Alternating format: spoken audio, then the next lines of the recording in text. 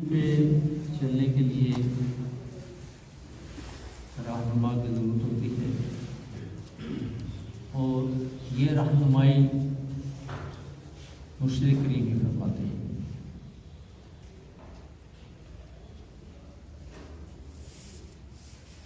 روحانی دنیا میں بندہ مرشد کے بغیر ایک قدم بھی نہیں چل سکتا۔ مرشد کریم ایسی ہستی ہوتے ہیں کہ جو ہمہ وقت انسان کے ساتھ رہتے ہیں، یعنی مرید اور مرشد کا بہت گہرا تعلق ہوتا ہے۔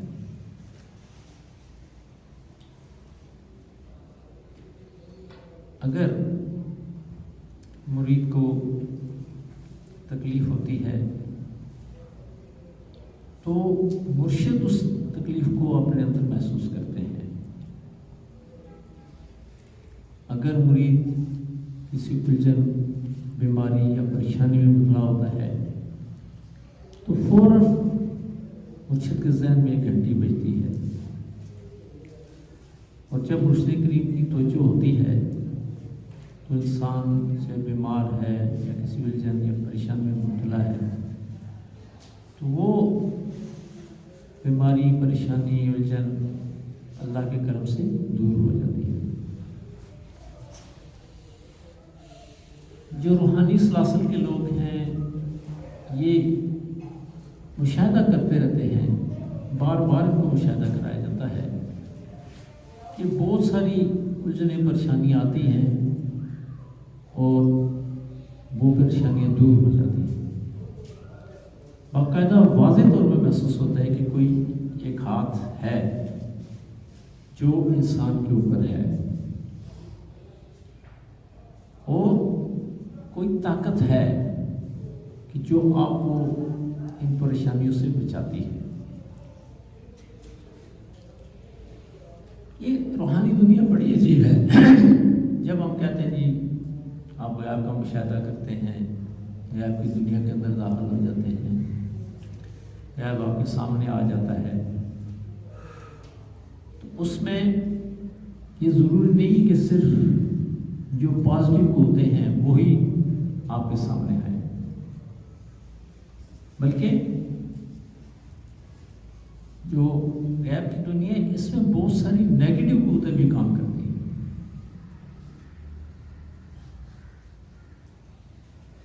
یہ بارہا کا مشاہدہ ہے کہ انسان جب اس طرف چلنا شروع ہوتا ہے تو یہ پازیٹیو جو قوتیں ہیں، پازیٹیو جو ویوز وہاں سے آ رہی ہوتی ہیں، تو اس کے ساتھ ساتھ نیگیٹو ویوز بھی آنا شروع ہو جاتی ہیں۔ اگر مرشد ساتھ نہ ہو تو انسان ان نیگیٹو قوتوں کا اداکار بن جاتا ہے، وہ اس بندے کو کچک لیتی ہے، ان کو ہپنوٹائز کر لیتی ہے اور اپنی مرضی سے اس بندے کو چلانا شروع کر دیتی ہے۔ یہ مرشد ہیں جو ان قوتوں کا مقابلہ کرواتے ہیں، ڈھال بن جاتے ہیں ان کے سامنے اور آپ کو پروٹیکشن دیتے ہیں۔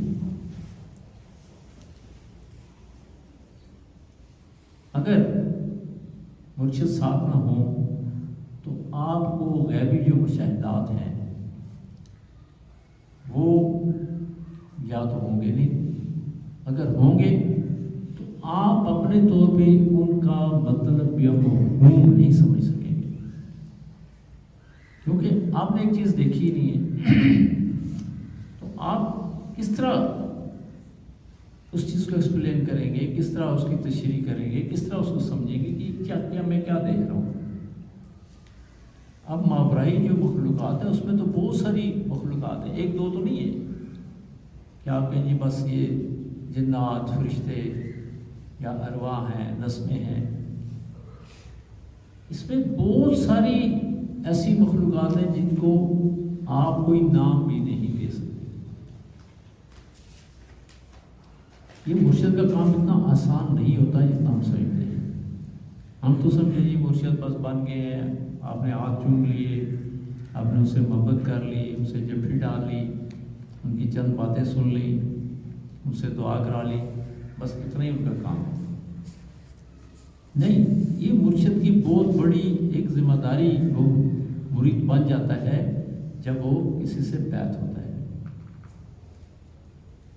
مرشد کا اصل کام یہ ہے کہ اس کو راہ سلوک پہ چلانا، کہ وہ بندہ اپنی روح کا عرفان حاصل کرے اور اللہ کا عارف بنے،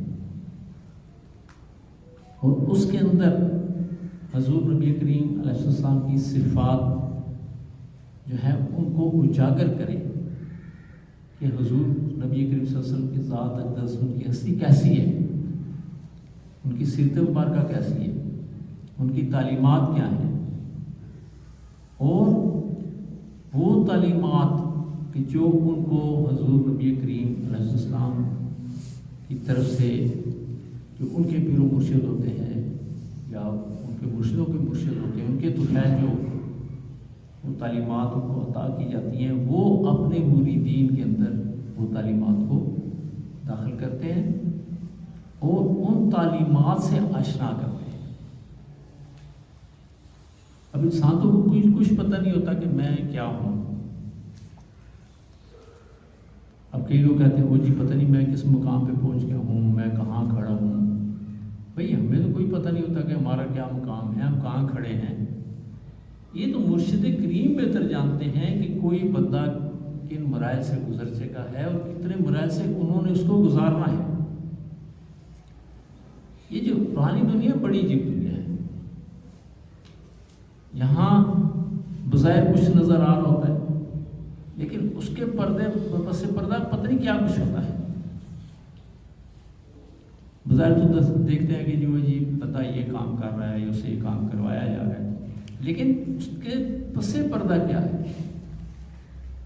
اب ایک بندے کو تکالیف سے گزارا جاتا ہے، اب بظاہر تو اس کو یہ نظر آتا ہے کہ جی میرے کو جسم میں تکلیف ہے، یا میں کسی الجھن کا شکار ہو گیا ہوں، میں کسی پریشانی کا شکار ہو گیا ہوں، لیکن اس کے پس پردہ اس کو نہیں پتہ ہوتا کہ میرے پس پردہ کیا ہو رہا ہے. یہ مرشد کی ذات ہے جو دیکھتی رہتی ہے کہ پس پردہ کیا ہو رہا ہے، اس کو ہم نے کن مراحل سے گزارنا ہے اور اس سے کیا کیا کام لینا ہے. تو میں نے ایک دفعہ اپنے مرشد کریم حضرت خواجہ شمس الدین عظیمی صاحب سے عرض کی، میں نے کہ حضور لوگ آپ کے پیچھے پڑے رہتے ہیں کہ جی ہمیں کچھ دیں قرآن کی وقت میں نوازیں، تو آپ کسی کو تھوڑا سا کوئی نواز بھی دیتے ہیں، لیکن کوئی بندے ایسے ہیں کہ جو آپ سے جان چھڑا رہے ہوتے ہیں، دور بات کے آپ ان کو پڑھ کے کھینچ کے لاتے ہیں. یہ کیا ایک سسٹم ہے، کیا سلسلہ ہے، بات سمجھ میں نہیں آتی. تو مرشد کریم نے فرمایا کہ بھائی یہ اس طرح نہیں ہوتا جس طرح آپ سمجھتے ہیں. یہ ایکچولی یہ ہوتا ہے کہ ہمیں اللہ تعالیٰ کی طرف سے یا جو حاملان عرش ہیں جو اللہ کے ساتھ ایجنسیاں کام کر رہی ہوتی ہیں، ان کی طرف سے ہمیں انسپائر کیا جاتا ہے کہ یہ ایک بندہ ہے، اس کو اگر پکڑنا ہے، اس کو یہاں تک لے کے آنا ہے. اب پھر یہ ہماری ڈیوٹی ہوتی ہے کہ ہم اس کو کس طرح لے کے آتے ہیں. کہتے ہیں ہماری کوشش ہوتی ہے کہ پہلے پیار محبت سے اس کو کچھ کرتے ہیں کہ کوئی بیٹا آ جاؤ، ٹھیک ہے چلتے ہو، اس کو پیار دیتے ہیں، توجہ دیتے ہیں، اس کے لیے بڑی آسانیاں پیدا کرتے ہیں. اگر تو وہ چل پڑتا ہے ٹھیک، نہیں چلتا پھر اس کی ڈانٹ ڈپٹ ہوتی ہے. اگر اس کے باوجود ہی چلتا اس کو مار دہاڑ شروع ہو جاتی ہے. کہتے ہیں لے کے اس کو جانا ہے کیونکہ اوپر سے آرڈر ہے، اس آرڈر کی تکمیل کرنی ہے کہ اس بندے کو وہاں تک پہنچانا ہے ہر حال میں. کیوں؟ قدرت سے وہ کام لینا چاہتی ہے. اب یہ مرید بیچارے کو نہیں پتا ہوتا کہ قدرت مجھ سے کیا کام لینا چاہتی ہے، یہ کیا لے رہی ہے.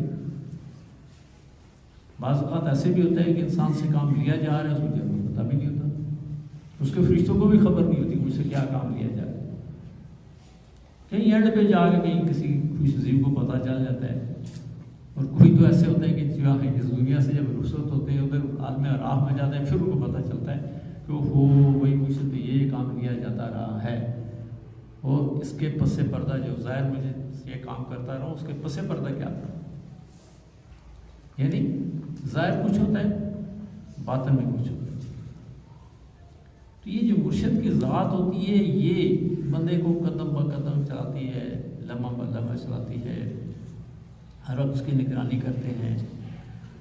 اگر یہ نگرانی نہ کریں تو یہ جو ماورائی مخلوق ہے، جو نیگیٹو مخلوق ہے، یہ انسان کو کھا جائے، یہ آپ کا جینا محال کر دے۔ یہ کوئی کہنے کی بات نہیں ہوتی۔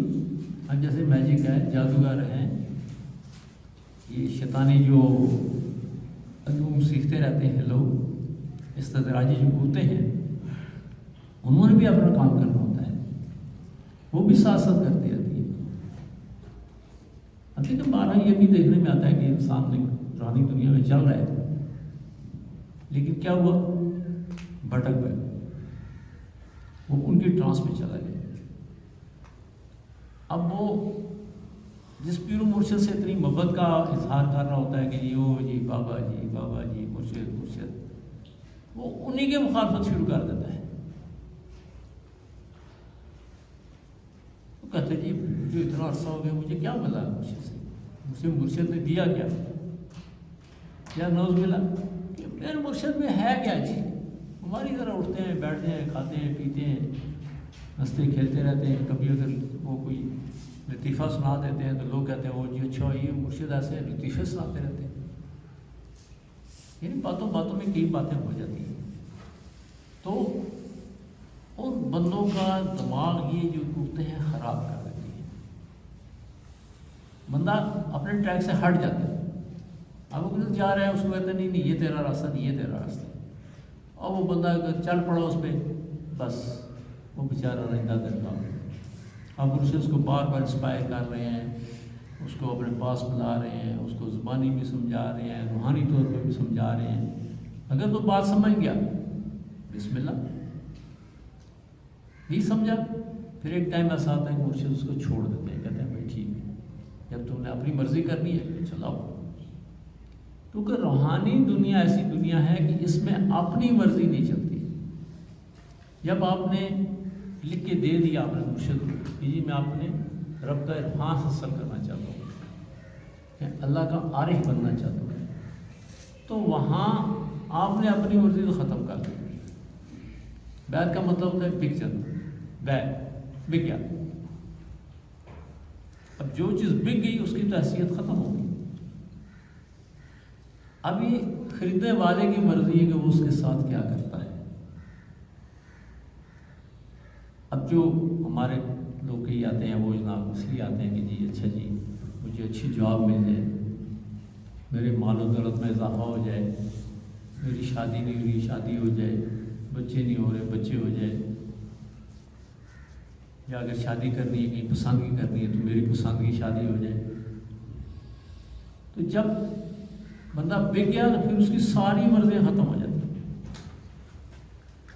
ہمارے ایک دوست تھے جو ہیں بلکہ ابھی ہیں، تو وہ جب یہاں شروع میں یہ شاید سن 80 82 کی میں بات سنا رہا ہوں، تو بابا تشریف لاتے تھے، وہ بابا کے ساتھ رہتے تھے، تو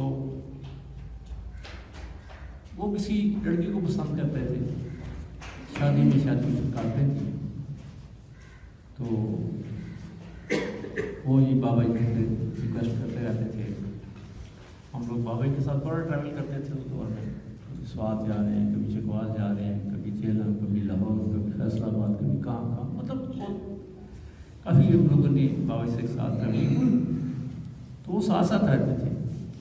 تو بابا جی کو بار بار ریکویسٹ کرتے رہتے تھے کہ بابا جی دعا کریں میری اس سے شادی ہو جائے۔ تو بابا جی وہاں کر دیتے تھے، تو مسئلہ تو اس نے دیکھا حل نہیں ہو رہا، تو بابا جی کراچی تشریف لے گئے۔ تو اس دور میں ٹیلی فون بھی بہت کم لوگوں کے پاس، آج تو جگہ جگہ موبائل آ کے صرف PTCL ہوتا تھا، وہ بھی کسی کسی کے پاس ہوتا تھا. میرا خیال پوری بلڈنگ میں اگر دیکھیں تو شاید کوئی چند لوگ ہوں گے جن کے پاس یہ ٹیلی فون کی سہولت موجود ہوتی تھی، بلکہ اس دور میں جس کا ٹیلی فون لگتا تھا وہ مٹھائیاں بانٹتا تھا، لوگ سے کو مبارکیں دیتے تھے. شاید کوئی صاحب آپ کو بھی یاد ہو، میرے خیال میں نہیں، ہمارا مجھے اچھی طرح یاد ہے کہ کاروباری آدمی ہے، کیونکہ میں نے ٹیلی فون کی جب درخواست دی تو میرا خیال 10 سال بعد میرا نمبر آیا. تو یہ ایک سسٹم تھا. تو وہ جناب کیونکہ ٹیلی فون کے محکمے میں کام کرتے تھے، فون کے پاس افسر تھے ٹھیک ٹھاک تھے، ان کو تو بڑی سہولت تھی. تو بابا جی کو تنگ کر دیتے تھے. بابا جی اچھا ایک دفعہ انہوں نے کہا اچھا بابا جی اگر آپ نہیں کام کر سکتے میرا تو آپ حضور کلندر بابا اولیاء رحمۃ اللہ سے کروا دیں، ان کے دربار میں میری درخواست پیش کریں. اب بابا جی نے جناب تھوڑے دنوں بعد وہ خط لکھا، اور خط مجھے لکھا، میرے پتہ پہ آیا، اور میری ڈیوٹی لگائی کہ قاضی صاحب آپ نے یہ پڑھ کے سنا تھا. وہ آج تک میری بات سمجھ میں نہیں آئی کہ بھائی میں بیچ میں کہاں سے آ گیا، بلکہ بہرحال آرڈر تھا. میں خط اٹھایا چلا گیا ان کے پاس. میں نے کہا جی یہ جی بابا جی کا خط آیا اور یہ بابا جی. بابا جی نے لکھا میرے عزیز بیٹے، میں نے آپ کی درخواست حضور کلندر بابا اولیاء رحمۃ اللہ علیہ کی خدمت میں پیش کی تھی. انہوں نے فرمایا ہے کہ جب آپ نے اپنے آپ کو ہمارے حوالے کر دیا ہے اب آپ اپنی مرضی چلانے والے کون ہوں گے. دیکھیں مرشد کہاں کہاں دیکھتے ہیں، کیا سوچتے ہیں. اور اس سے پہلے تو وہ میری بھی بیچارے کو اچھی دوستی گہری تھی، میں بھی بابا سے ریکویسٹ کرتا رہتا تھا. میں نے کہا بابا جی کرا دیں ان کا کام جی سر. تو بابا جی نے کہا مجھے فرمایا کہ بھائی دیکھیں قاضی صاحب آپ صاحب اولاد ہیں اور ہر بندہ اپنی اولاد سے بڑی محبت کرتا ہے،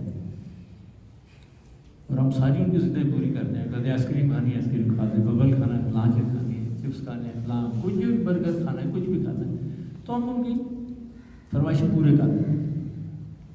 کہتے ہیں وہی بچہ کیونکہ بچہ بہت چھوٹا ہے، اس کے نہ سمجھ ہوتا ہے بچہ، وہ آگ کا انگارہ دیکھتا ہے، بڑی ضد کرتا ہے کہ ابا میرے ہاتھ میں رکھ. کہتے ہیں جی آپ کتنی اس پہ محبت کرتے ہو، کیا اس کے ہاتھ پہ رکھ دیں. تو بہرحال وہ بات میری تو خیر سمجھ میں آ گئی. میں نے پھر ان کو بتایا، میں نے کہا جی بابا جی نے یہ جواب دیا ہے بھائی. اب وہ جناب پوچھتے تو سمجھ میں آ گئی. پھر ان کو عشق محبت زور کرتا رہا بہرحال. تو پھر انہوں نے یہ بابا سے ریکویسٹ کی اور یہ بابا جی کو جواب دیا. تو مقصد یہ تھا کہ یہ چیز ان کے حق میں نہیں تھی. اب بہت بظاہر بیچارے کو عشق کا بھوت چڑھا ہوا تھا، سوار تھا ان پہ، کیونکہ عشق کا دریا ہے، جتنا جلدی چڑھتا ہے اتنا جلدی اترتا بھی ہے.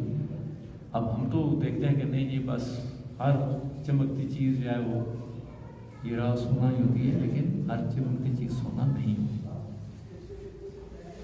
تو میں عرض کرنے کا مقصد ہے کہ مرشد کی پتہ نہیں کیا کیا ذمہ داریاں ہیں، ہم تو ان کی ذمہ داریاں کا تعین کر ہی نہیں سکتے.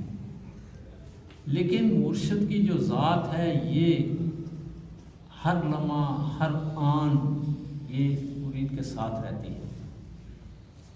ہم ایک دم کراچی میں بیٹھے تو اپنے مرشد سے باتیں کر رہے تھے. اسی طرح کسی بندے نے کہا جی کہ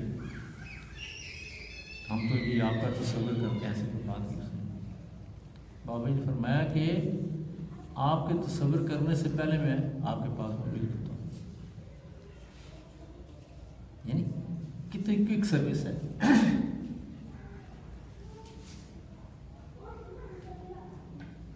کیونکہ یہ مرشد جو ہوتے ہیں یہ ٹائم اسپیس سے آزاد ہوتے ہیں، ان پہ زمان مکان کی کوئی پابندی عائد نہیں ہوتی، کیونکہ انہوں نے اپنی روح کا عرفان حاصل کر رکھا ہوتا ہے. یہ کائنات کو کسی اور زاویے سے دیکھتے ہیں. عام بندہ تو کسی اور زاویے سے دیکھتا ہے اس کائنات، لیکن وہ کائنات کو کسی اور زاویے سے دیکھتے ہیں، اور کائنات کے اندر موجود کسی بھی چیز کو وہ سرسری نہیں، بہت گہرائی میں جاتے ہیں، اس کے کونا تک جاتے ہیں، اس کو اینڈ تک دیکھتے ہیں کہ اس کے اندر کیا ہے. جب ہم دیکھتے ہیں کہ وہاں جی یہ چیز یہ عام ہے، جب ایک روحانی بندہ اس عام کو دیکھتا ہے تو وہ اس کو عام کے طور پہ نہیں دیکھتا. بلکہ وہ یہ دیکھتا ہے کہ اس کے اندر کون سا تخلیقی قانون کام کر رہا ہے، کس طرح اس کی تخلیق ہوئی، اور اس کے اندر کون سی معین مقداریں کام کر رہی ہیں، اور اس کے اندر مٹھاس کیسے پیدا ہو رہی ہے، اس کی تخلیق کیسے ہو رہی ہے، اس کی گروتھ کیسے ہو رہی ہے، اور اس کی گروتھ میں، اس کی پیدائش میں اور اس پیدائش کو بڑھانے میں کون کون سے عوامل ہیں جو پس پردہ کام کر رہے ہیں، کون کون سی لہریں ہیں، کون کون سی روشنیاں ہیں جو اس کو فیڈ کر رہی ہیں۔ یعنی یہ جو مرشد کی ذات ہے یہ ان چیزوں سے واقف ہوتی ہے، اور مرشد یہ چاہتے ہیں کہ جو میرا مرید ہے وہ ان چیزوں سے آشنائی حاصل کرے، خالی مجھ سے دعاؤں پہ نہ رہے گی جی بابا جی بیٹھے ہوئے دعا کر دیتے ہیں، ٹھیک ہے دعا تو کرتے ہیں، لیکن ان کا اصل مقصد یہ منشا یہ ہوتی ہے کہ جو اللہ تعالیٰ نے ان پہ کرم کر رکھا ہے، جو ان کو حضور نبی کریم علیہ السلام سے علوم منتقل ہوئے ہیں، وہ لوگ ان علوم کو حاصل کریں، اور جس طرح لوگ ان کے پاس جاتے ہیں دعا کے لیے، پھر ان لوگوں کے پاس دعا کے لیے لوگ آئیں، یہ لوگوں کے لیے دعا کریں اور ان کی دعائیں قبول ہوں۔ ہم جیسے ان تخلیقی قوانین سے واقفیت رکھتے ہیں، میرا مرید بھی ان تخلیقی قوانین سے واقفیت حاصل کرے، تخلیق جو ہے کس طرح ہو رہی ہے، کہ اللہ تعالیٰ نے کائنات کیسی تخلیق فرمائی، اس کے اندر کون کون سی نوعیں ہیں، نوعوں کی تخلیق کیسی ہوئی، پھر نوع کے افراد ہیں ان کی تخلیق کیسی ہوئی، یعنی وہ ہر چیز کو دیکھتے ہیں اس زاویہ نگاہ سے کہ جہاں عام بندے کی نگاہ کام نہیں کرتی، اور وہ چاہتے ہیں کہ جو ان کا مرید ہے، جو شاگرد ہے، وہ بھی یہ مقام حاصل کرے۔ ایک تو بابا جی فرمانے لگے کہ یار 35-40 سال ہو گئے میں اس فیلڈ میں کام کر رہا ہوں، اور آج تک ایک بندہ ایسا نہیں آیا جو کہ جی مجھے خواجہ شمس الدین نظیمی بنا دو۔ ہر بندہ اپنے مادی اسی جو وسائل ہیں انہیں کے چکر میں رہتا ہے، میرا یہ ہو جائے، میرا وہ ہو جائے، میرا یہ ہو جائے، بس لیکن روحانی علوم سیکھنے کے لیے کوئی نہیں۔ اگر کوئی غلطی سے کسی کو جوش تھوڑا چڑھتا ہے، ہو جاتا ہے، تو فوراً بات کرتے ہیں، تھوڑا سا رہتے ہیں بس وہ جہاں بھاگ جاتے ہیں، وہ تھوڑا سا بابا جی فرماتے ہیں کہ میرا تصرف برداشت نہیں کر سکتے، ان کا شعور بھی بیٹھ جاتا ہے، میں کیا کروں، کیونکہ لوگ اس طرف توجہ ہی نہیں دیتے۔ اگر توجہ دیتے ہیں اس کو وہ اہمیت دینے کے لیے تیار نہیں ہے کہ روحانی علوم کی اہمیت کیا ہے۔ ہم سمجھتے ہیں کہ جی بس وہ تھوڑی سی کرامتیں شامتیں بندے کے پاس آ جائیں، کوئی ایسی حرکتیں ہو جائیں، لوگ میرے ہاتھ چومیں، مجھے نذرانے شکرانے دیں، مجھے جناب ککڑ پلاؤ کھلائیں، جہاں میں جاؤں بڑی رسپیکٹ ہو، لوگ میری طرف پیش نہ کریں، میرے گوڈوں کو ہاتھ لگائیں، ٹھوڑیوں کو ہاتھ لگائیں، بس ساری روحانیت۔ اس کا روحانی دنیا سے کوئی تعلق واسطہ نہیں، قطعاً قطعاً قطعاً، کیونکہ وہ جو یہ کرامتیں ہیں ان کو تو بانمتی کہتے ہیں، بانمتی مداری، ایسے مداری وہ کرتا ہے نا کہ کبھی کسی کوئی چیز پیش کرتا ہے، کوئی اور چیز پیش کر دیتا ہے، کبھی وہ پھول دکھاتا ہے کہ یہ پھول ہے، پھول سے یہ انڈا نکال دیتا ہے، انڈے سے کبوتر نکال دیتا ہے، یہاں انگوٹھی کسی کو پکڑاتا ہے، کسی کی جیب سے نکالتا ہے، تو یہ چیزیں وہ اس عمر میں اس کو گنتے ہیں، اور دانستہ کرامت دکھانا بہت برا سمجھا جاتا ہے روحانی دنیا میں۔ آٹومیٹک وہ صادر ہو جائے وہ ایک الگ بات ہے، کیونکہ قدرت کسی ٹائم وہ چاہتی ہے کہ بھی انسان کو ایسا کام ہو جائے کہ ان کو جو ہے وہ مخلوق میں ایک چھوٹا سا مقام مل جائے، لیکن وہ قدرت کی طرف سے، اپنی طرف سے وہ نہیں کرتے، اپنی طرف سے بڑا اپنے آپ کو چھپا کے رکھتے ہیں۔ اور روحانی دنیا میں یہ بتایا جاتا ہے کہ یہ خالدین زیادہ بچتا ہے، جو اپنی کرامتیں، اپنے وہ یہاں موعظے اور اپنی وہ باتیں بیان کرنا شروع کرتے ہیں، اٹس مین کہ وہ خالی ٹین ہے، خالی ٹین زیادہ ہوتا ہے، بڑے ٹین کی آواز نہیں ہوتی۔ تو مرشد وہ چاہتے ہیں کہ جو مریدین ہیں ان کے اندر بھی یہ کوالٹیز آئیں۔ دیکھیے ہمیں عرصہ دراز ہو گیا، میرا خیال ہے تقریباً 35 سال تو میں ہو گئے ہوں گے اس حصے میں آئے ہوئے، اور کم از کم میں نے آج تک یہ مرشد کا کوئی دعویٰ کرتے ہوئے نہیں دیکھا، مرشد نے کوئی دعویٰ کیا ہو کہ میں یہ کر دیتا ہوں، میں یوں کر دیتا ہوں، میں ایسا کر دیتا ہوں۔ وہ کوئی بھی بات ایسی ہو فوراً اپنے مرشد کو آگے لاتے ہیں، کہتے ہیں جی میرے مرشد کا کرم ہے، ان کی دعائیں ہیں جی، ان کا تصرف ہے، یہ تو ان کی تعلیمات ہیں جو میں عام کر رہا ہوں، میرے پاس تو اپنا کچھ نہیں ہے۔ یعنی وہ ہر چیز میں اپنے مرشد کو آگے رکھتے ہیں۔ اب جب بھی بات ہوگی کلندر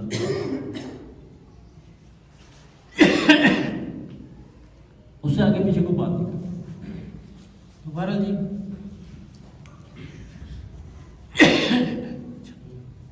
چلیے میرا خیال ہے شاید کہتے ہیں اس سے آگے نہ چلے، بہت ہی بڑی بات۔ السلام علیکم۔